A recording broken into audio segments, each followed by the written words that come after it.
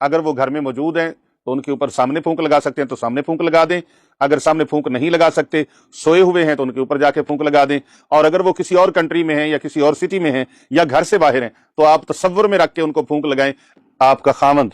آپ کے ساتھ لڑائی جھگڑا کرتا ہے، کل کل کرتا رہتا ہے، باہر کی عورتوں میں دلچسپی رکھتا ہے، باہر کے معاملات میں زیادہ دلچسپی رکھتا ہے، گھر آتے ہی آگ بگولا ہو جاتا ہے، تیور چڑھ جاتے ہیں، ماتھے پہ شکنیں آ جاتی ہیں، اور لڑائی جھگڑے پہ اتر آتا ہے، ذرا ذرا سی بات پر جھگڑالو بن گیا ہے، اور اس کا مزاج جو ہے وہ بڑا چڑچڑا بن گیا ہے،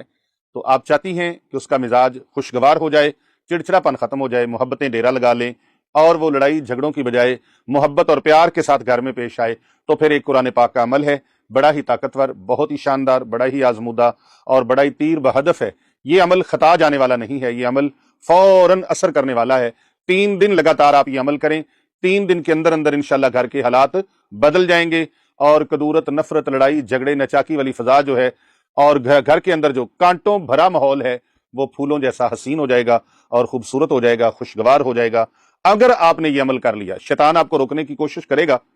لیکن آپ نے شیطانی وسوسوں میں نہیں آنا، کیونکہ عمل بڑا ہی مضبوط ہے، بڑا ہی پیارا ہے۔ میں عمل بتانے لگا ہوں، اس سے پہلے آپ سے یہ گزارش ہے کہ ہمارے چینل کو سبسکرائب کریں، اور کمنٹ میں ماشاءاللہ، سبحان اللہ، الحمدللہ، اللہ اکبر ضرور لکھیں، لائک کریں، فالو کریں۔